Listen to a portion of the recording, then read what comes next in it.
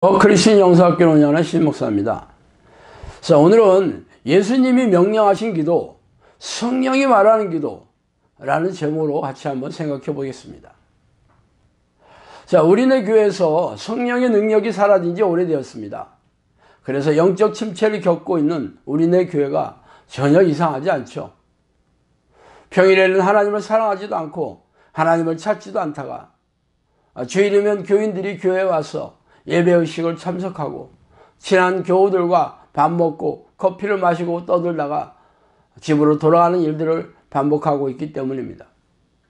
개중에는 교회 조직을 유지하거나 교세를 넓히는 그러한 일에 열정적으로 자원봉사를 하는 일도 있고, 교회에서 시행하는 교육 프로그램이나 세미나를 열심히 듣는 이들도 있습니다. 그러나 지금까지 그래왔던 것처럼 우리네 교회는 성령의 능력과는 아무런 상관이 없이 종교적인 예배의식과 희생적인 신앙행위를 반복하면서 자신들이 천국에 들어가는 자격에 아무런 문제가 없다고 확신하면서 심판대에 서게 되는 그날을 맞이할 것입니다. 그러나 예수님께서 천국은 우리 안에 있다고 하신 것으로 미뤄보아 이 땅에서 천국을 경험하지 못하는 교인들이 죽어서 천국에 갈 확률은 거의 없을 것입니다. 그렇다면 그 이유는 무엇일까요? 왜 나름대로 신앙생활을 열심히 하는데 이 땅에서 천국을 경험하지 못하고 사는 것일까요? 왜냐하면 그들이 예수님이 명령하신 기도를 하지 않기 때문입니다. 그래서 오늘은 그 얘기를 하고 싶습니다. 예수님이 명령하신 기도는 은밀한 장소에서 기도하라는 겁니다. 또 너희는 기도할 때 외식하는 자와 같이 하지 말라. 그들은 사람에게 보이려고 회당과 큰 거리 어귀에서 기도하기를 좋아하느니라. 내가 진실로 너희에게 이르노니 그들은 자기 상을 이미 받았느니라.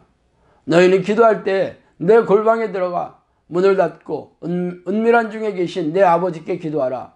은밀한 중에 보시는 내 아버지께서 갚으시리라. 마태복음 6장 5, 6절 말씀이죠. 예수님은 대표적인 은밀한 장소인 골방에 들어가서 아무에게도 방해받지 않으며 아무도 지켜보지 않은 곳에서 하나님과 깊고 친밀하게 교제하라고 명령하셨습니다. 그러나 우리네 목회자들은 집이 아니라 교회에 와서 기도해야 한다고 가르치고 있죠. 교회는 은밀한 장소가 아닙니다. 지켜보는 사람들이 있어서 은밀하게 조용히 기도하기도 힘들죠. 그러므로 이는 성경적인 기도 방식이 아닙니다. 물론 제가 교회에서 기도하는 게 비성경적이라고 말하는 게 아닙니다. 은밀한 장소에서 기도하는 습관을 들여야 한다는 게 예수님의 명령이고 하나님의 뜻이라는 것입니다. 그러나 사람들이 새벽 기도에 나오는 이유가 목회자들에게 눈도장을 찍거나 다른 교인들의 눈을 의식해서 나오는 이들이 허다하죠. 이런 기도 방식으로는 하나님을 깊고 친밀하게 만날 수 없습니다. 사람들의 시선을 의식하고 기도하는 것은 하나님께 가증스러운 행위이기 때문입니다. 두 번째로 깨어서 항상 쉬지 말고 기도하라는 것이죠. 그 유명한 데살로니가 전서 5장 16절 말씀은 쉬지 말고 기도하라고 합니다. 또한 예수님도 너희는 장차 올 이 모든 일을 능히 피하고 인자 앞에 서도록 항상 기도하며 깨어있으라. 누가복음 21장 36절에서 말씀하셨죠. 이렇게 예수님의 기도 방식은 항상 깨어서 기도하는 것이며 쉬지 않고 기도하는 것입니다. 그렇다면 특정한 장소에서 기도하는 행위는 이러한 기도를 할 수 없죠. 교회에서 사는 이가 없기 때문입니다. 하나님의 영이시기 때문에 시간과 장소를 초월해서 계시는 분이십니다.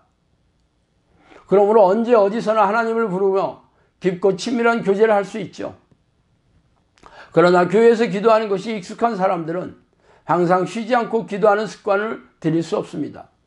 마치 학생들이 독서실이나 도서관에서 그곳에만 공부가 된다고 말하는 것과 같죠.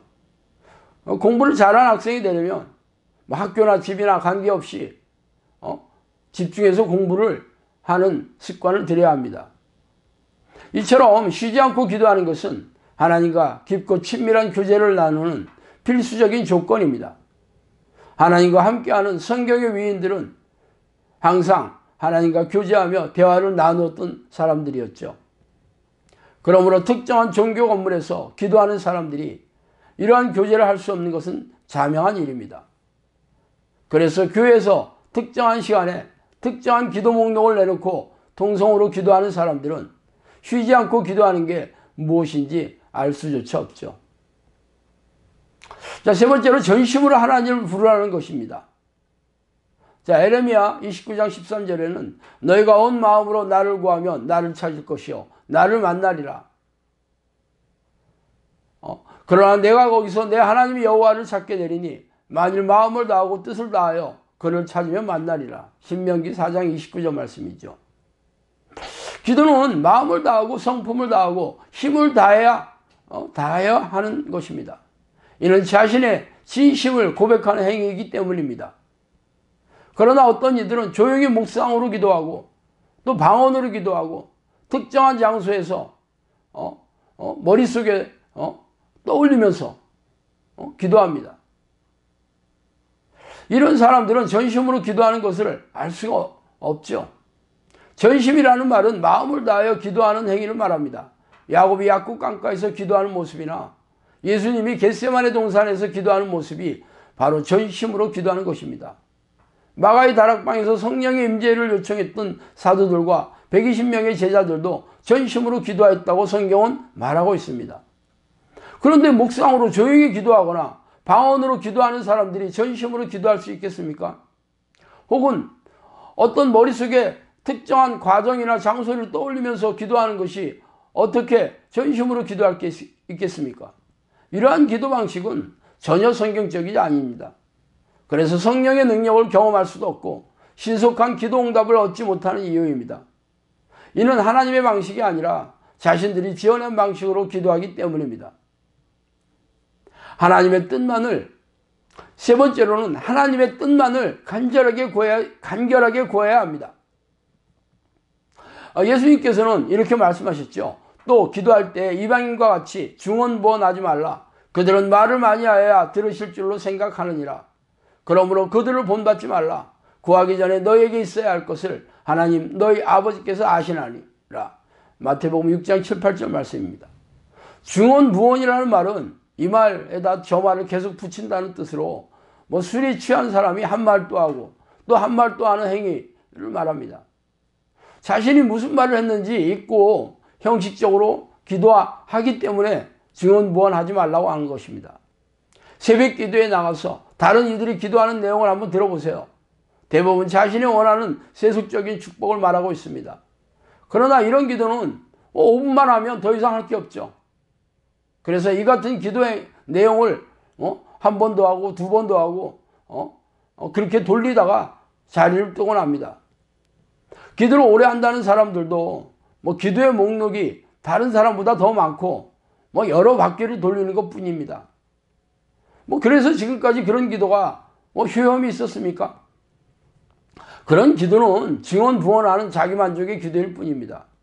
그래서 사람들은 그런 기도를 마치고 열심히 기도했다는 만족함에 가득 차서 교회 문을 나서고 있죠. 그러나 하나님이 듣지 않는 기도라면 허공에 흩어지는 소리일 뿐입니다. 우리네 교회에 기도 소리가 잦아들고 영적 침체가 가속화되는 이유는 하나님이 기뻐하시는 기도를 하지 않기 때문입니다. 말하자면 예수님께서 명령하신 대로 기도하는 것이 아니라 자신이 원하는 기도를 관행적으로 만들어서 반복하고 있기 때문이죠. 기도란 하나님으로부터 자신이 원하는 선물을 얻어내는 그런 수단이 아니라 하나님과 깊고 친밀하게 교제를 나누는 통로입니다. 그래서 쉬지 않고 하나님을 부르고 전심으로 성령의 내주를 간구하는 그러한 기도의 습관을 들여야 합니다. 그러나 안타깝게도 우리네 교회에서는 자기만족의 기도만을 형식적으로 반복하고 있으니 하나님으로부터 가증스럽게 여기고 외면을 받고 있는 이유입니다. 자, 오늘은 여기까지 하겠습니다. 감사합니다.